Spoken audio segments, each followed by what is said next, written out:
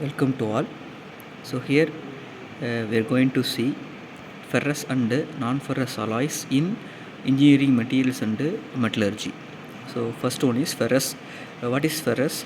The metal which contain iron as their major constituent is called ferrous metals. So examples of ferrous metal: pig iron, cast iron, and steel. So these are all the example of ferrous metals. And non-ferrous metal which contain a metal other than iron as their major constituent is called non-ferrous metals. So some examples of non-ferrous metals are aluminum, copper, zinc, lead, brass, and tin. So here the classification of metals. The majorly classified into ferrous and non-ferrous metals. So ferrous metal is classified in steels, cast iron. The steels is classified into plain carbon steels and alloy steels. So in plain carbon steel is also called low alloy steel. So again the plain carbon steel classified into thick category.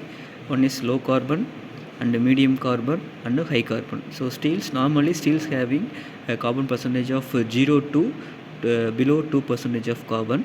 So whereas cast iron having carbon percentage of 2% to 6.67% of carbon. In cast iron is broadly classified into several categories: grey cast iron, ductile cast iron, white cast iron, and malleable cast iron. So first we are going to see the steels. So steel is the alloy of iron and carbon, so which can contain other elements like silicon, manganese, sulfur, phosphorus, nickel. The alloying elements are either intentionally added or retained during the refining process. The alloying in steels is very important for the application use. So then and the steels is classified into low carbon steel, so which have carbon percentage of 0.08 to 0.3% of carbon. So the property of the low carbon steel is soft and highly ductile and tough. So it have good presentability and weldability. So normally in laboratory purpose we are using low carbon steel. So example of low carbon steel is mild steel. So the application wise, the low carbon steel is used in automobile structural fabrication, wires, rivets, nuts, bolts, sheets, tubes, and shaft in railway axle. So the next medium carbon steel. So it having carbon percentage of 0.35 to 0.55% of carbon. So the property of medium carbon steel, it is harder, stronger, and less ductile than mild steel. So here the carbon percentage has increased compared to the mild steel. There are various application of steel sections, rail steels, and ropes and hammer. So then the next one is high carbon steel. So having carbon percentage of 0.55% to 1.55% of carbon. So the property of high carbon steel, they are hardest, strongest, and low ductile. It is respond to hardening and heat treatment. So normally high carbon steel used in knives, razor, and metal cutting tools and hacksaw blades. So these are the commercial plain carbon steel. So some of the example of carbon percentage: manganese, silicon, sulfur, phosphorus. So these are all the some example of commercial used plain carbon steel. So next, alloy steel. So why we go for alloy? So it is increase the resistance to corrosion and improve the machinability and increase resistance to abrasion and increase high temperature properties. So the purpose we are going alloy. So the classification of alloy steel. So if the alloying elements added less than 10% is called low alloy steels. So normally the alloying elements are chromium, manganese, nickel, vanadium, boron. It has high tensile strength. It is used in machine components in railway, ship, aeroplane, automobile, and other engineering industries. If the alloying elements are added more than 10%, it is called high alloy steel. So it is used as cutting tools, blades, razor, and wear resistance parts in all type of industries. So common type of alloys: steels, bronze, and brass. So now these are all the some alloying elements. So next we are going to see effect of alloying elements on a steel. So we use the alloying in added in the steel to increase the properties, overall property. So less than 5% alloying elements is added, so it is improves the strength and hardenability. Up to 20% we are adding alloying, so it gives the corrosion resistance or stability at low and high temperature. When we increase the temperature, the material property should remain at the same. So here these are all the alloying elements added in steel. The first, manganese. So it is used to improve the hot ductility.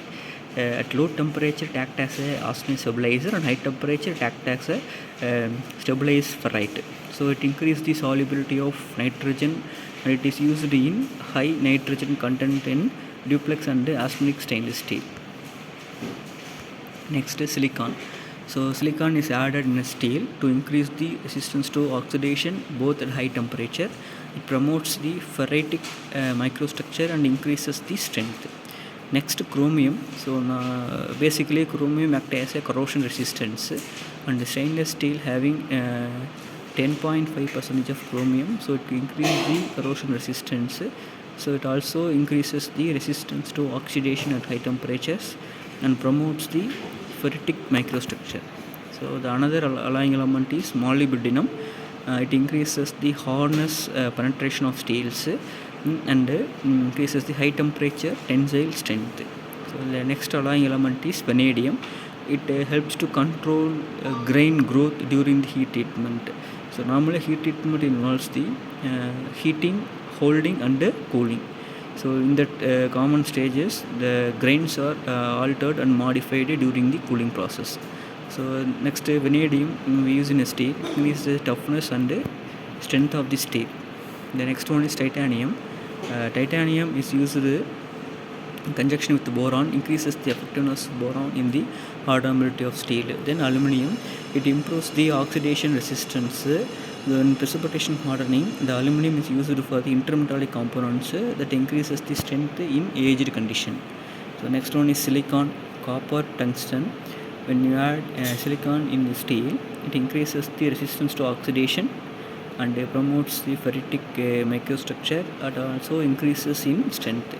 So next, copper. When you add copper in steel, it enhances the corrosion resistance. It decreases work hardening and improves machinability, and it improves formability. Next, tungsten. It is added to improve the pitting corrosion resistance in steels.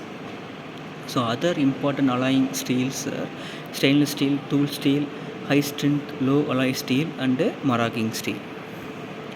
So the type of steel classified into carbon steel, alloy steel, stainless steel and tool steel. In carbon steel, it contains the carbon percentage up to 1.5% and iron as the major constituent.